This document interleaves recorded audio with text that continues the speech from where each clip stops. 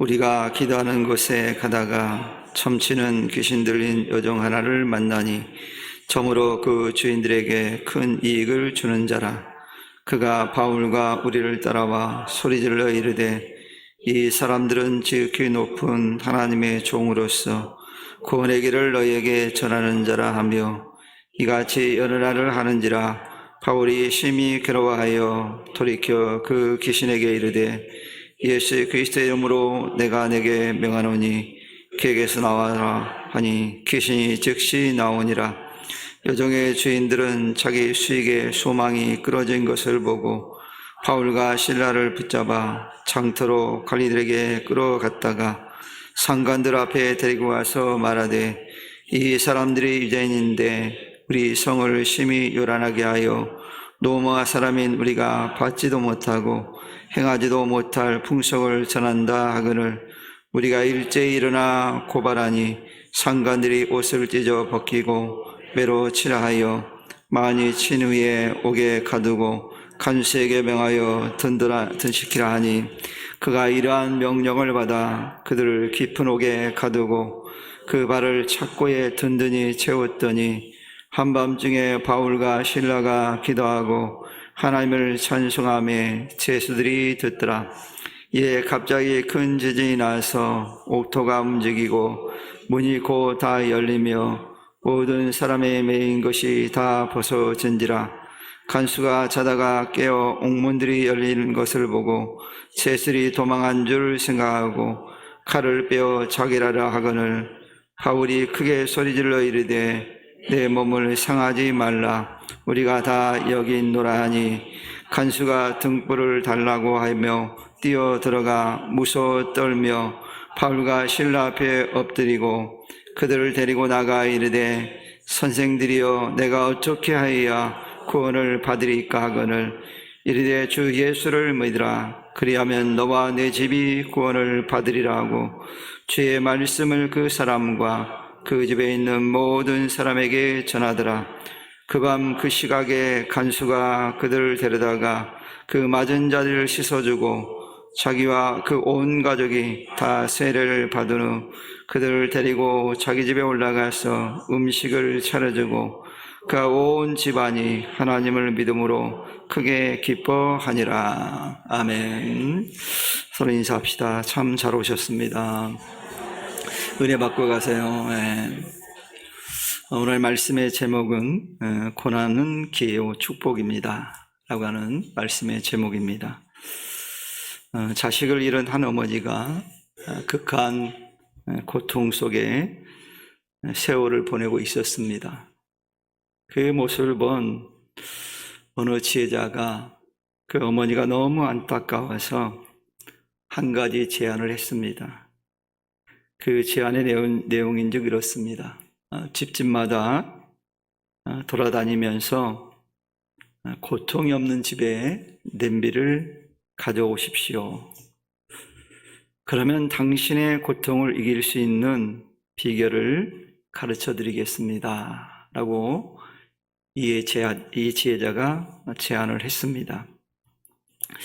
그 지혜자의 제안을 듣고 그 어머니는 백방으로 노력을 해보았지만 결국 고통이 없는 집의 냄비를 구할 수가 없었습니다. 이런 것처럼 우리가 다른 사람들과 이야기를 하다 보면 겉으로 보기에 전혀 어려움이 없을 것 같은 사람들이 있습니다. 근데 그들과 이야기를 나눠보면 나름대로 그들에게 어려움과 고통이 있었다는 사실을 발견하는 경우들이 종종 있습니다. 이처럼 이 땅에서 우리가 사는 동안은 누구나 할 것 없이 다 자기 나름대로 어려움이 다 있기 마련이란 얘기입니다. 다만 차이가 있을 뿐이지 다 어려움이 있다는 얘기예요. 그래서 누군가가 이렇게 말을 했습니다.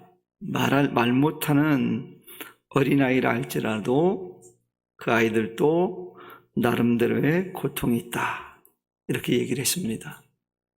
우리가 생각할 때는 갓 태어난 아이, 말하지 못한 아이가 무슨 어려움이 있고 고통이 있겠느냐 생각할지 모르지만 그들에게도 나름대로의 고통이 있다는 거예요. 그래서 종종 이 부모들이 자녀들에게 하는 얘기가 있습니다. 이런 얘기를 하죠. 어린 것이 힘들면 얼마나 힘들어. 엄마가 먹을 것 다 해주고 옷도 다 사주고 또 필요한 것이 있으면 다 해주는데, 그 해달라고 하는 것은 다 해주는데, 그리고 공부할 수도 학교도 보내주고 다 해주는데 너희들이 힘든 것이 뭐가 있어? 라고 부모들이 자녀들에게 이야기하는 경우들이 있습니다. 근데 여러분 어떻습니까? 우리 자녀들은 나름대로의 어려움, 고통을 다 자녀들이 가지고 있습니다. 자녀들하고 부모가 깊은 대화를 하다 보면, 우리 아들에게 우리 딸에게 저런 아픔이 있었네, 그때서야 깨닫는 경우들이 종종 있거든요. 미처 몰랐네 라고 우리가 말하는 경우들이 있어요. 그렇기 때문에 우리 자녀들에 대해서 특별히 우리가 좀 관심을 좀 가지고 봐야 됩니다. 더더욱 그럴 것이 오늘날은 옛날 우리가 살던 시대와는 너무도 다른 시대에 우리가 살고 있기 때문에 그렇습니다. 우리가 과거에 우리의 삶을 보면 어떻습니까? 요즘 자녀들은 좀 덜하지만 이제 할아버지 할머니가 되신 여러분들 삶을 생각해 보면 어린 시절 학원이라는 거 다녀보셨습니까? 별로 기억이 없죠. 학교 가서 열심히 수업하고 끝나면 집에 와서 친구들과 가방 던져놓고 열심히 놀았던 기억이 날 겁니다. 봄이면 나물 캐러도 가고, 이런 분들은 또 남자아이들은 논에 가서 공도 차고 이런 기억이 있을 거예요. 별로 학원이라는 거 다녀본 기억이 없을 겁니다. 물론 개중에 있었죠. 어떤 집이요? 아주 부유한 집은 있었는데 거의 없었습니다. 근데 요즘은 어때요? 우리 아이들은 태어나서 이제 돌이 지나고 나면 우리 아이들이 가는 곳이 있습니다. 어디 가죠? 어린이집을 갑니다. 물론 학원을 가요. 어린이집 가죠. 어린이집을 가죠, 어린이집. 근데 이 어린이집을 다니면 부모들이 조기교육 시킨다고 뭘 시켜요? 한글 교육을 시켜요. 한글 교육도 시키고 막 교육을 시킵니다. 저는 그 아이들을 보면서 참 불쌍하다는 생각이 들 때가 많아요. 왜냐하면 어릴 때는 좀 내가 좀 이렇게 활동성이 있도록 내가 좀 움직여야 되는데 이 공부 쪽으로 내가 다 쓰이잖아요. 그러니까 우리 아이들은 어릴 때부터 내가 너무 지쳐 있어요. 그 아이들이 또 뭐 합니까? 요즘은 글을 몰라도 요즘 아이들은 태어나서 좀 지나면 뭘 할 줄 알아요? 스마트폰을 해요. 손가락으로 막. 이 얼마나 잘하는지 몰라요. 어른보다 더 잘합니다. 우리 권사님이 그러더라고요. 본인 손녀가 핸드폰을 이상하게 화면을 만들어냈다고 그러시더라고요. 그러니까 어린데 다 할 줄 아는 거예요. 오히려 할머니보다 잘하는 거예요. 그리고 그 아이들이 그것뿐입니까? 학교 들어가면 어떻습니까? 아니, 유치원에 가면 유치원부터 학원을 보냅니다. 요즘 TV 드라마 가운데 그런 드라마를 하는 거 봤어요. 유치원생인데 좋은 학교를 들어가게 하려고 영어학원을 보내요. 그래가지고 거기도 보니까 A반, B반 이게 나눠져 있어요. 그래서 잘하는 애들은 A그룹, 좀 떨어지는 B그룹. 그래서 얼마들이 극성을 떨는지 몰라요.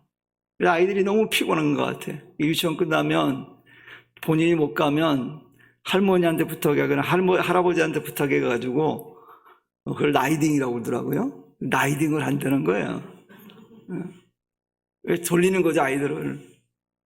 내가 참 그걸 보면서 요즘이 그렇구나. 그래, 애들이 얼마나 고민이 많겠습니까? 오히려 우리보다 그들은 더 고민이 많을지 몰라요.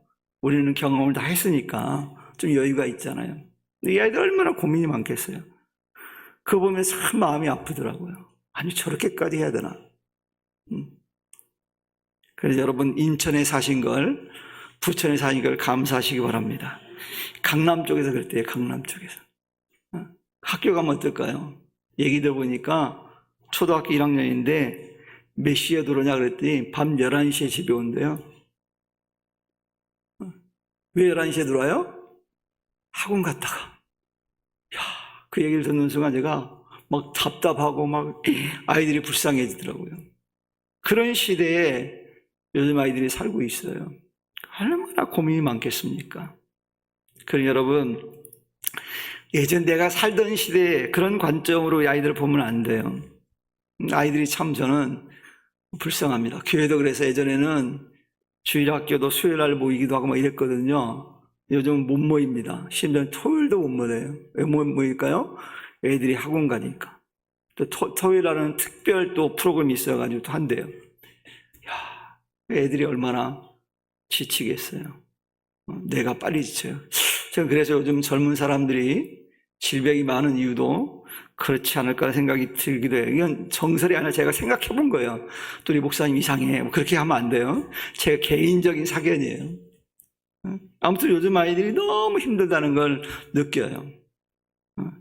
여러분, 그렇다고 해서 여러분 무조건 아이들에게 또 맞추라는 그런 의미도 아닙니다. 오해하면 안 됩니다. 아무튼 우리들은 무엇이든지 나의 관점에서 보기보다는 늘 상대방의 입장을 좀 고려해 봐야 돼요. 저렇게 어린 아이들도 고민이 있겠구나, 이렇게 봐야 돼요. 근데 현실은 어때요? 항상 우리는 대부분의 사람들이 나 중심입니다. 그래서 이야기할 때도 보면 다른 사람의 의견보다는 내 의견을 내세우기를 좋아합니다. 내 의견이 받아들여지지 않으면 막 분노하는 경우도 있어요. 요즘 아이들이 분노 조절을 잘 못한대요. 왜 못할까요? 요즘 아이들은 부모에게 거절 경험이 별로 없어가지고 누군가가 거절하면 막 분노한대요. 못 참고. 여러분, 심리학자들이 그 얘기했어요. 아이들에게 적절한 거절감을 부모가 줘야 된대요. 즉 부정적인 경험을 하게 하래요. 그래야지 거절을 당했을 때도 분노하지 않는데요. 그러니까 아이들이 하달라는 대로 다 해주면 안 된다는 거예요. 적절하게 부모가 때로는 안 되는 건 안 된다고 거절을 해야지 아이가 건강하게 자랄 수 있다는 거예요. 우리가 놓치면 안 돼요. 그래서 부정적 경험도 해야 된다는 거예요. 물론 긍정적인 경험을 더 많이 시켜줘야 되겠죠. 그런데 부정적 경험도 해야 된다는 거예요. 근데 요즘은 긍정적인 경험만 시키니까 거절당했을 때 분노 감정을 주체하지 못해서 문제를 일으키는 경우가 많아요. 그러다 보니까 다른 사람을 이야기를 듣는 걸 잘 못하는 경우가 많아요. 그래서 우리가 회의를 하다 보면 이 사람이 상대방의 처지를 잘 이해하는 사람인가 그렇지 않은가 하는 것을 금방 알 수 있습니다. 상대방을 고려하는 사람들은 다른 사람들이 의견을 제시할 때 잘 들어줍니다. 그러나 자기 의견을 내세우기 좋아하는 사람은 어때요? 자기 이야기할 때는 정말 진지한데 다른 사람들이 이야기를 딱 시작하면 전혀 관심 없는 태도를 보이는 경우가 있어요. 이런 사람은 상대방에 대해서 전혀 배려가 없는 사람인 거예요. 나 중심인 거예요.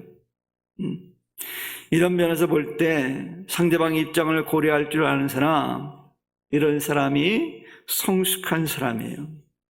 자기 관점에서만 자기 주장만 하는 사람은 성숙하지 못한 사람이에요. 그러므로 성숙한 사람은 다른 사람의 고통에 대해서 늘 관심을 갖습니다. 그래서 자신의 어려움만 내세우기보다는 상대방의 아픔도 고려를 합니다. 오늘 본문 말씀에 보면 바울을 통해서 우리에게 다가오는 그 고난을 어떻게 대할 것인가에 관한 중요한 교훈을 우리에게 해주고 있거든요. 보면 먼저 그리스도인의 고난에는 분명한 하나님의 간섭과 계획과 뜻이 있다는 사실을 알아야 된다는 겁니다. 사람은 누구에게나 나름대로 고통이 있고 문제가 있습니다. 그러나 우리의 삶의 가장 큰 고통은 뭐겠습니까? 내 자신이 전혀 이해할 수 없는 그런 고난이 다가올 때 가장 힘듭니다. 하지만 우리에게 의미 없는 고난은 또 없어요. 근데 다만 내가 이해하지 못하면, 내가 받아들이기 힘들면 의미가 없는 것으로 간주할 뿐이지 다 의미가 있거든요. 그러므로 우리에게 다가오는 고난에는 모든 것에 의미가 있다고 볼 수 있어요. 왜냐하면 해답 없는 문제는 없기 때문에 그래요. 이런 맥락에서 볼 때 그리스도인의 고난에는 의미가 있고 뜻이 있다는 거예요.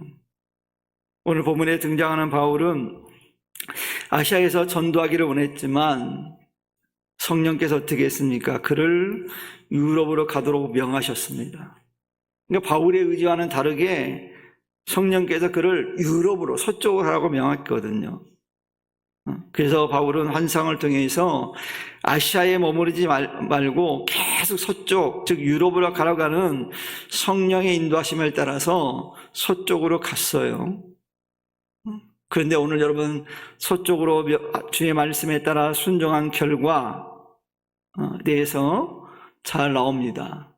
그는 그쪽으로 가는 도중에 죄를 짓지 않았는데 오히려 선한 일을 했는데, 그 결과에 대해서 오늘 성경에 뭐라고 되어 있습니까? 그가 쇠고랑을 차고 옥에 갇히는 신세가 되었다고 오늘 성경은 말합니다.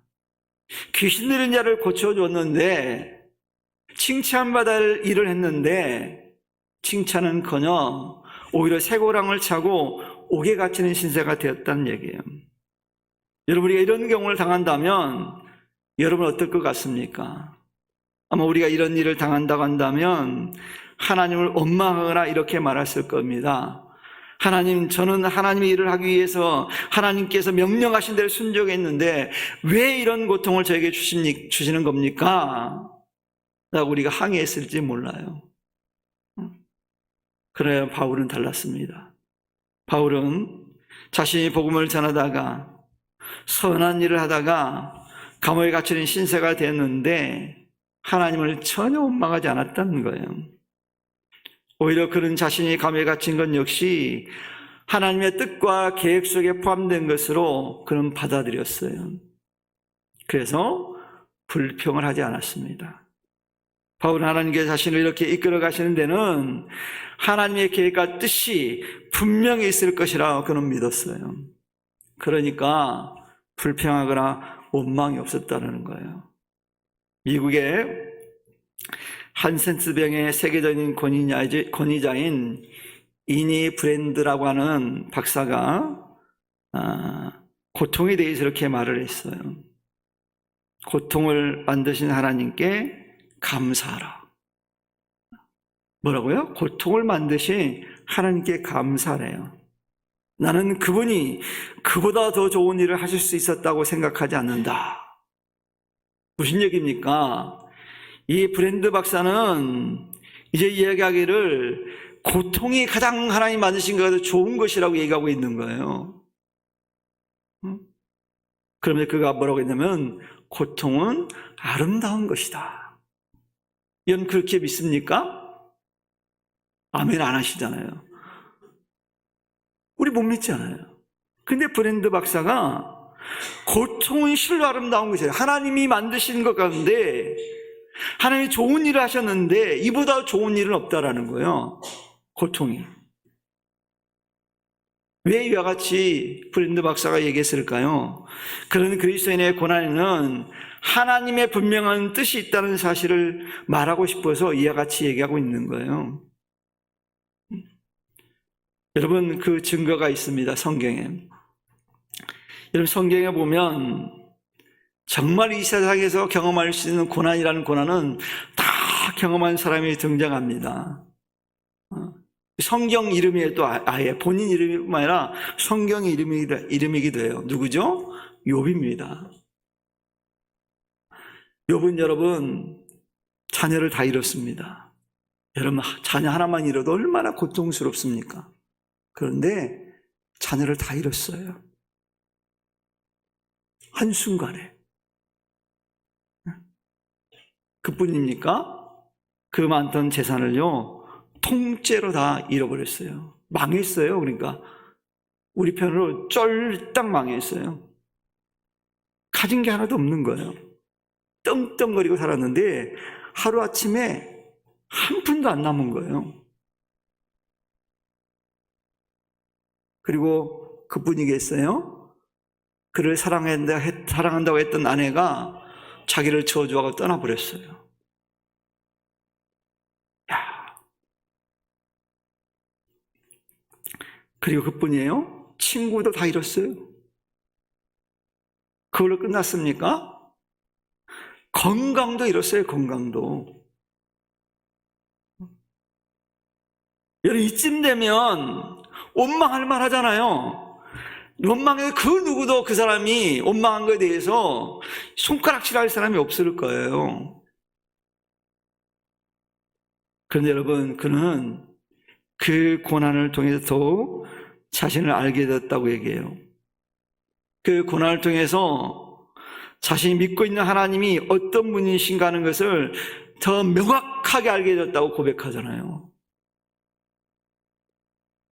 그러니 브랜드 박사 말이 맞잖아요. 고통은 아름답다. 여러분, 욥이 고통 속에 있을 때 얼마나 힘들었으면요, 그가 하나님께 이렇게 기도한 적이 있어요. 자신의 삶을 그가 저주하면서 죽여달라고 그랬어요. 얼마나 고통스러우면. 오늘날 많은 사람들이 스스로 목숨을 끊는 일들이 많잖아요. 그런데 여러분, 욥보다 고난스러워 끊어요? 그렇지 않아요. 인기 연예인들은 인기가 없으면 스스로 목숨을 끊는 경우도 있어요. 막 인기를 얻다가 사람들이 관심이 싹 없어지면 허무함 때문에 그런 일이 벌어지거든요. 어리석은 거죠. 욥을 한번 보세요. 그런데 그가 많은 고난을 겪고 난 다음에 그것이 하나님의 뜻이었음을 발견합니다. 그뿐만 아니라 진정한 자기 모습을 봐요. 심지어는 하나님이 어떤 하나님인지 명확하게 하나님을 보게 되었다라고 고백하잖아요. 그래서 우리 말에 이런 말이 있잖아요. 아픈 만큼 뭐 한다고요? 성숙한다. 이 말을 한 사람이 혹시 그리스도인이 아니었을까 하는 생각이 들어요. 제 개인 사견이니까 또 우리 목사님 또 이상한 소리 나가가지고 우리 목사님이 그랬는데 그랬대. 그러면 안 돼요. 욥은 이처럼 아픈 만큼 성숙했어요. 이처럼 욥에게 있어서 고난은 오히려 그에게 많은 유익을 가져줬어요. 그 시편 기자는 그래서 시편 119편 71절을 통해서 이렇게 고백하잖아요. 고난당한 것이 내게 유익이라. 이로 인하여 내가 주의 윤례를 배우게 되었나이다. 한마디로 고난을 통해서 하나님 말씀을 깊이 깨달았다는 거, 즉 하나님을 알게 됐다고 하는 거, 하나님을 만났다고 그가 고백하잖아요. 그래서 여러분, 이처럼 그리스도인에게 있는 고난은요, 우리를 유익하게 한다는 사실을 이런 성경의 기록을 통해 깨닫게 됩니다. 그래서 여러분, 이니 브랜드 박사가 고통을 아름답다라고 표현한 것 같아요. 우리도 이 브랜드 박사처럼 이런 고백을 할 수 있는 믿음의 사람 되기를 축원합니다. 그렇다면 오늘 사는 그리스도인들은 고난이 왔을 때 어떤 태도를 취해야 될까요? 여러분, 그리스도인은요, 고난이 왔을 때 먼저 기도하고 찬양해야 돼요. 오늘 본문에서 그 얘기를 하고 있잖아요. 오늘 본문에 보니까 바울과 실라가 귀신을 내어 쫓아주고 난 다음에 고발당해서 옥에 갇혔습니다. 큰 죄도 범하지 않은데 착고를 치워가지고 감옥에 가뒀어요. 근데 여러분, 그들이 감옥에서 뭐 했어요? 하나님 원망했습니까? 아니에요. 그들이 그 감옥에서요, 하나님을 앞에 기도하고 하나님께 찬미했다라고 성경은 기록하고 있어요. 여러분, 여기서 기도하고 참여했다는 말은요, 한마디로 이거예요. 감사했다는 거예요. 여러분, 감옥에 갇혔는데 감사했다는 거예요. 여러분에게 질병이 찾아왔는데 그 질병 때문에 감사했다는 거예요. 그럴 수 있습니까? 우리 교회도 좀 당회원들이 좀 있습니다. 당회원. 요즘 당회원이 뭔지 아시죠? 몰라요? 당뇨 환자를 당회원이라고 그래요. 교회는 원래 목사님하고 장로님이 있을 때 당회라고 그러거든요. 그래서 그 당회원 그러면 장로님들을 당회원이라고 그러는데 요즘 세상에서 당회원 그러면 그 당회원이 아니에요. 당 환자들을 당회원이라고 그래요. 한국에 많은 사람들이 당회원이래요. 그럼 그리스도인들은 당에 걸리면 하나님 원망해야 될까요? 감사해야죠. 당회원 됐는데. 당회원이잖아요. 그러니까 감사할 수 있어야 된다는 거예요. 그래서 어려움이 찾아왔는데 건강이 악화됐는데 건강이 안 좋은데 감사했다는 얘기거든요. 감옥에 갇혔는데 감사했다는 얘기예요. 이런 바울과 실라의 모습에서 진정한 그리스도인의 모습을 찾아볼 수 있어요. 이게 진짜 그리스도인이죠. 성공할 때, 형통할 때, 모든 것이 순순히 풀 때 하는 감사는요, 누구나 할 수 있는 감사예요. 그래서 잘 될 때 감사 못합니까? 잘 됐는데도 감사 못하는 사람은 정말 어리석은, 더 어리석은 사람이에요. 그러니까 잘 될 때는 누구나 할 수 있어요, 감사가. 그러나 성숙한 사람은요, 실패할 때도 감사할 수 있는 사람이 진정한 그리스도인이고 성숙한 그리스도인이에요. 그래서 고통 중에 할 수 있는 감사가 진짜 성숙한 감사입니다. 오늘 바울이 그 모습을 보여주잖아요. 신라 그 모습을 보여주잖아요. 성경 우리를 향해서 뭐라고 말씀하냐면 항상 기뻐하라, 쉬지 말고 기도하라, 범사에 감사하라, 이것이 바로 너희를 향하신 하나님의 뜻이라고 성경에 말하잖아요. 하나님 우리에게 원하는 게 있대요. 항상 기뻐하고 쉬지 말고 기도하고 범사에 감사하는 것이 하나님을 향한 뜻이라고 분명히 말씀하고 있고 밝히고 있어요. 기분 좋을 때만 기도하고 찬양하는 성도가 아닌 정말 인간적으로 기도하고 찬양할 수 없는 상황에서 기도하고 찬양 드릴 수 있는 성도가 성숙한 그리스도인이라는 거예요. 이게 큰 믿음을 소유한 그리스도인이라는 얘기예요. 오늘 본문에 등장하는 바울과 실라, 정말 선한 일, 평생 귀신 들려서 살았던 사람이 치료받았어요. 그런데 고발당했어요. 그리고 옥에 갇혔어요. 불합리한 일을 당했잖아요. 여러분, 세상적으로도 선한 일을 하면, 이런 일을 하게 되면 마땅히 칭찬받고 존경받아야 되잖아요. 그런데 그들은 고발당했어요. 옥에 갇혔어요. 아마 믿음을 가진 성도들이라 할지라도 이 정도 되면 하나님 영광을 위해서 일했기 때문에 상급을 받아야 되는 것이 당연한 거라고 생각하실 겁니다. 그런데 여러분 어때요? 전혀 다른 결과가 나왔다는 거예요. 그러나 여러분, 원망할 수 있는 상황인데 바울과 실라는 어땠습니까? 자신들이 하나님 영광을 일하다가 당한 일이었기 때문에 원망하거나 불평해야 마땅한 것처럼 생각되었을지 모르지만 전혀 그런 모습을 보이지 않았어요. 오히려 어때요? 기도하고 하나님을 찬미했대요. 즉 감사했대요. 이런 바울과 실라의 모습을 통해서 오늘날 믿음 생활하는 우리들이 어떤 삶을 살아가야 될지를 잘 교훈해 주는 말씀이에요. 그래서 성도는요, 평안하고 안전할 때만 감사하고 기도하고 찬양할 것이 아니라 고통 중에도 오히려 감사하고 하나님을 찬양하는 성도가 돼야 된다는 거예요. 이게 그리스도인이에요. 세상 사람과 다른 점이에요. 우리가 뭘로 그리스도인이라는 걸 증명하겠습니까? 달라야 되잖아요. 다름을 뭘로 증명하겠어요? 감사할 수 없는 상황에서 감사하는 것이 다름을 증명하는 거잖아요. 그럼 여러분, 고난 중에 감사할 수 있는 자가 진정한 믿음의 사람입니다.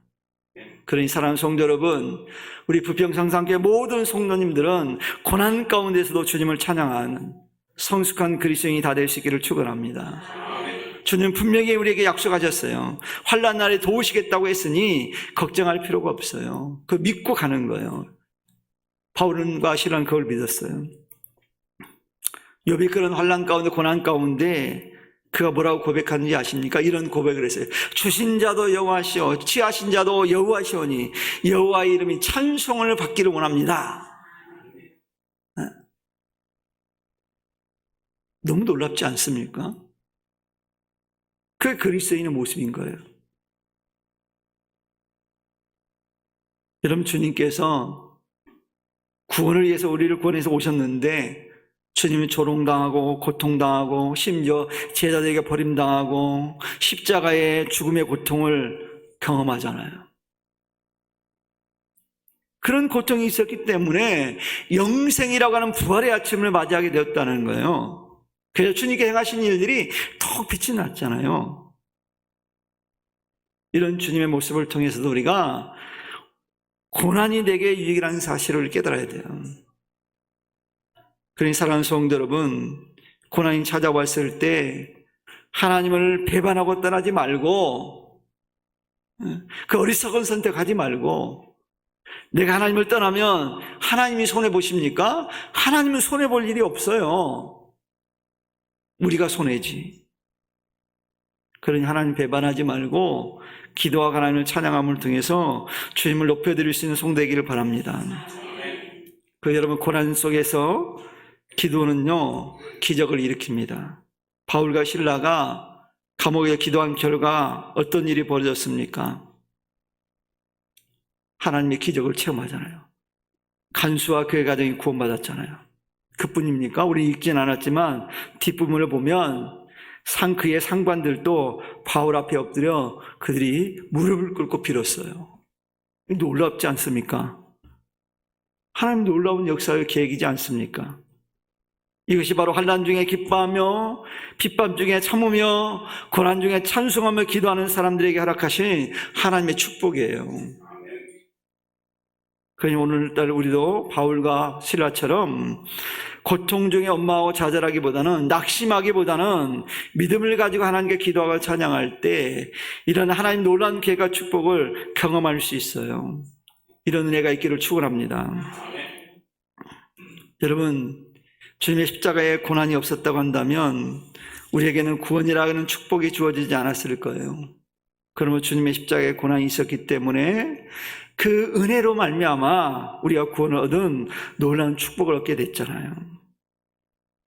그럼 이 은혜를 생각하면 다른 것이 없더라도 감사할 수 있잖아요. 이보다 큰 은혜가 어디 있어요? 그러니 사랑하는 성도 여러분, 우리에게 드려져 있는 고난을 보면 때때로 우리가 인간이기 때문에 낙심될 수도 있고 이제 좌절감에 빠질 수도 있어요. 또한 원망과 불평을 할 수도 있습니다. 그러나 우리는 믿음을 가진 성도로서 그런 그 순간에 주님의 은혜를 한번 생각해 보시기 바랍니다. 그러면 아무리 힘든 고통이 다가온다 할지라도, 우리에게 너무도 힘든 어려움이 있다 할지라도 주님의 은혜를 생각하고 기도하면, 찬양하면 놀라운 하나님의 은혜를 체험할 수 있을 거예요. 우리가 하나님 앞에 고난 중에 찬양하면 하나님 우리를 외면하지 않으세요. 기도하면 절대 외면하지 않으세요. 그런 이런 하나님을 믿고 기도로 자리에 나아갈 수 있는 우리 성도 되기를 바랍니다. 예수님께서는 우리를 살리기 위해서 십자가의 고통을 당하시면서까지 목숨을 버렸어요. 우리가 이런 주님의 은혜를 조금이라도 생각한다면 어떻게 기도하지 않을 수 있겠습니까? 어떻게 찬양하지 않을 수 있겠습니까? 어떻게 감사하지 않을 수 있겠어요? 사랑하는 성도 여러분, 이 은혜는 고통 중에도 우리 함께 하시고 우리에게 가장 좋은 것을 주시기 원하시는 하나님께 감사와 찬양 영광을 돌리시기를 축원합니다. 이런 믿음을 보일 때 하나님은 고난 중에서도 하나님 만나게 하시고 하나님의 은혜를 깨닫게 해주실 겁니다. 그 분명한 것은 성도들에게 다가오는 고난은 그래서 기회요 축복이 될 거예요. 이런 사실을 깨닫는 은혜가 오늘 이 시간 예배한 우리 성도님들과 우리 부평성산의 모든 가족들에게 충만하게 넘치기를 주님의 이름으로 간절히 다시 한번 축원합니다.